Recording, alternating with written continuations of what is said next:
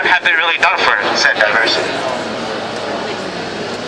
When people of color have been dehumanized, ostracized by the military-industrial complex, the police-industrial complex, and other complexes, where is the fuck is the diversity? Yeah! My name is Eddie, and I'm the state lead organizer for Get Equal. I'm a queer person of color, and I'm Palestinian. Yeah! So, the Speaker of the Assembly in New York is trying to silence voices for people who want to boycott Israel for their mass atrocities against the Palestinian people. Yeah! We need to divest from people who want to ostracize and dehumanize and kill people. We need to divest from that. We need to divest from people who falsely claim that they're diverse, but they don't do anything to promote it. We need to divest. We need to divest from Sodexo. We need to divest from entities.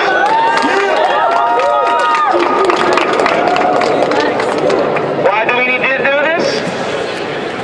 We're the fucking people. We better damn be represented. So say this shit with me. Get equal! Get equal! Presenting! Presenting! I do it for my people! I do it for my people! I don't know that one. I know that one. Get equal! Get equal! Presenting! Presenting! I do it for my people! Yolo, Gami, Portman, Gexy, come on! Get equal!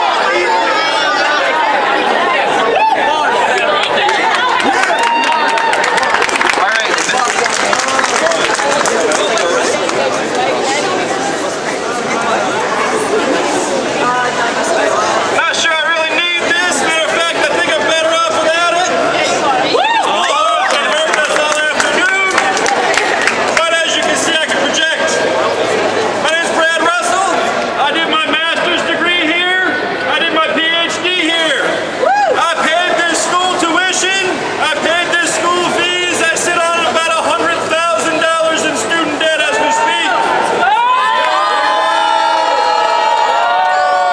I graduated 6 years ago, and in that time, I have continued to teach as an adjunct professor. Like this sign says, I'm a wage slave. At this school, I make $2,800 a semester per class. I also teach at St. Rose, where I make $2,400 a semester per class.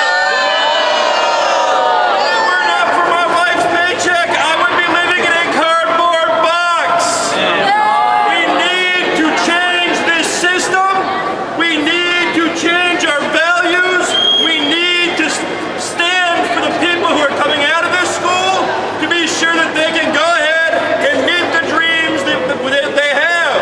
When I started grad school, I was told, when I started grad school, classes in this whole country on average were taught 75% by tenured professors, 25% adjuncts.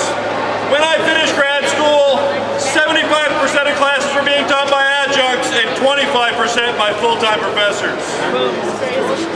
They cheated. So I don't know if you guys have heard about the new $60 campus life fee, so we're going to address that now.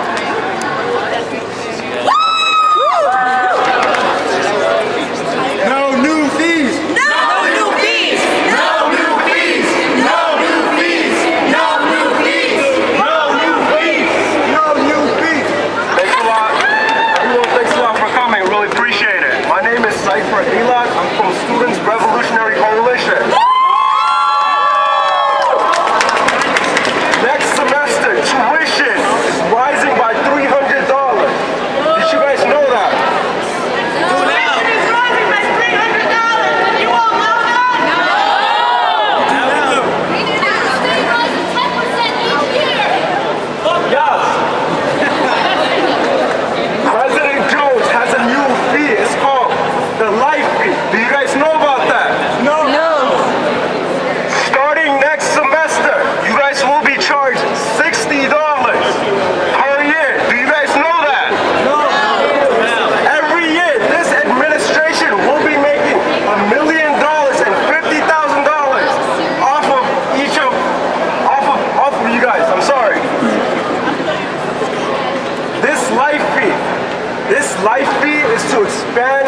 campus centers. Did you guys know that? No. His reason for putting this light fee is because we can. Sorry, because his administration can't. That's the only reason.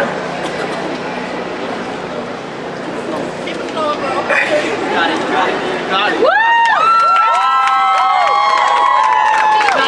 Pay people stipends.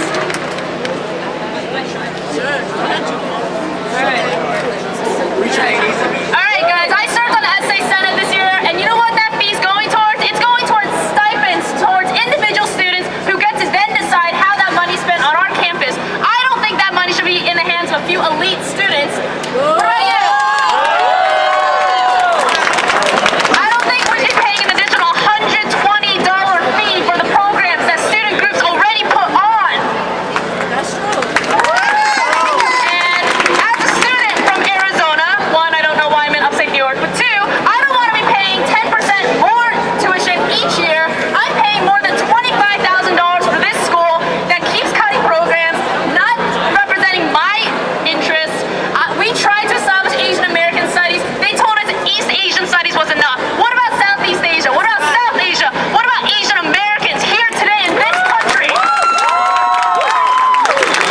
We're here today, and I'm here today because I want diverse faculty, I want diverse curriculum, and I want to see my instructors get paid a living wage.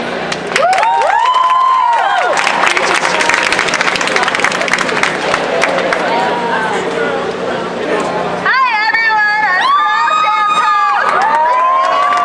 Santos, and I wanted to speak on double policing. Alright, I'm a minority and I have been wrongly racially profiled by Suny police as well as APD.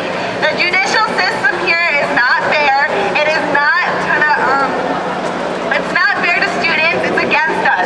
We are going through a trial, or sanctions that we go through affect us. I feel if you live off campus next year, or if you do not live on campus whatsoever, when you get arrested or in trouble off campus, you should not be affiliated with the school.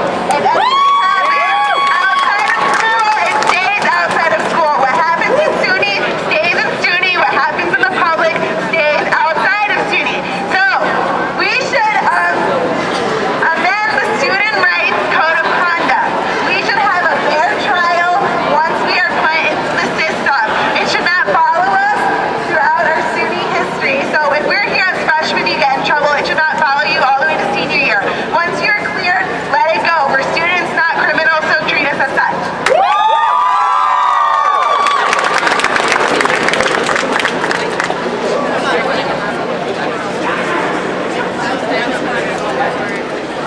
Okay, so this is a fun fact. It's not really that fun, but whatever. So President Jones makes $385,000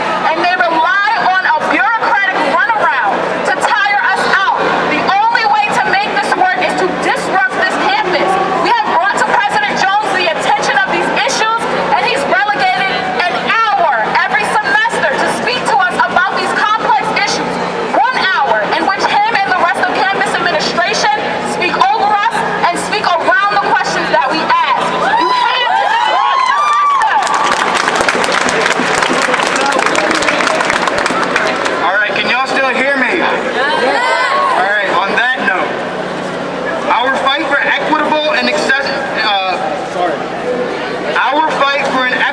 accessible campus does not stop here. In fact, it only begins here. We, the students, have a responsibility to keep pushing ourselves to make a better future. We as students must start to unite and work in conjunction with one another. Solidarity is crucial in all endeavors students wish to pursue. I can't help but be nervous for our generation and the generation after us. We lived through one of the worst recessions in American history and still see banks unregulated, job scarcity, and over-policing of marginalized communities. And how can we not fear the college debt bubble will pop and more joblessness will run rampant in America?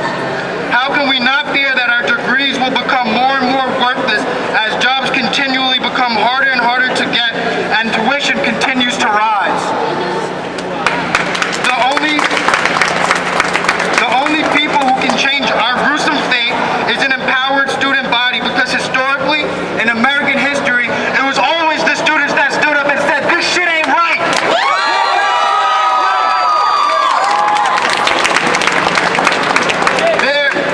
There was a time when college was more affordable, so students were more concerned about what they were learning rather than how much their tuition could make them. This change in educational culture